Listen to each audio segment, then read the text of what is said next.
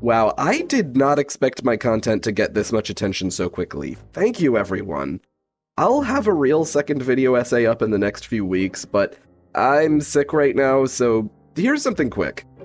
Got a lot of comments on my last video disagreeing that Jax was being mind controlled by Caine here to push the button, and I can understand why many people think this, but I just think this is incorrect considering the context. My best evidence comes first. What was Jax about to say here?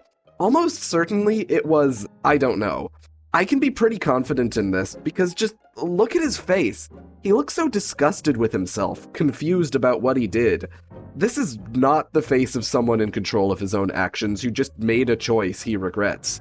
Like, compare his expression to Ragatha's. He's just as confused as everyone else. Then, after learning the truth about the escaping the circus adventure, one of the first things Jax says to Caine is this. Since he does go on to accuse Caine of lying right after, one could interpret this as Jax saying, "You made me believe I could actually leave." But just as much, it could be in reference to what just happened.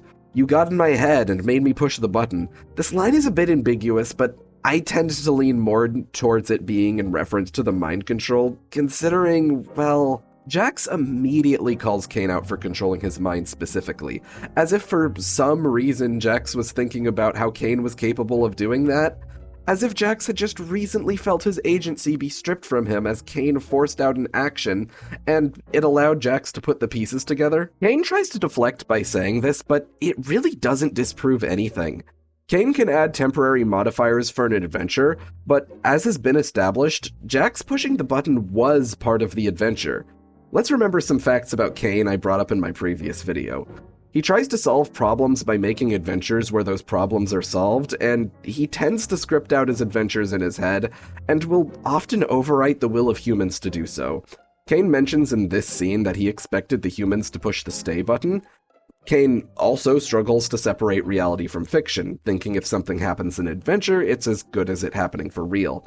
Is it such a stretch, then, that the insecure machine that already in this episode forced Jax to be nice to him in the dinner scene, that he would apply a temporary modifier to make the adventure go the way he thinks it should? So then what's up with the stock footage? Why was Jax hyperventilating before he pushed the button? Well, Caine said he can apply modifiers, right? Not to take direct control of humans. I think Caine's form of control was a modifier like the vegan thing. Caine adjusted Jax's personality just a bit to bring up these memories, or even implanted these memories and the associations with them altogether, altering Jax's mind to make the decision himself in this altered state. This seems to fit with Jax seeming to find clarity and becoming confused with his own actions as soon as he pushes the button. The same button that signals the end of the adventure. Caine can modify a mind for an adventure, but that's it, right? The adventure ended, so the modifier went away, Jax is back to normal, and suddenly he's questioning his own actions. Perhaps after the dinner scene, Caine felt it was fitting that Jax would be the one to choose to stay, so he used a temporary modifier to force that to happen. But we don't really know.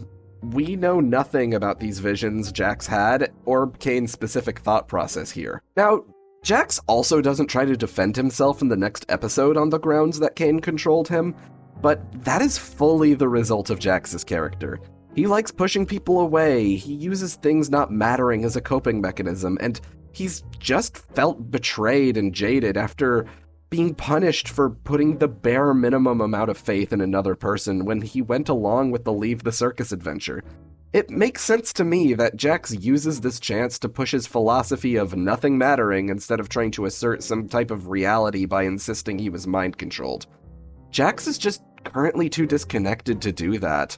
So, yeah, I think Jax is innocent here. This is all Caine.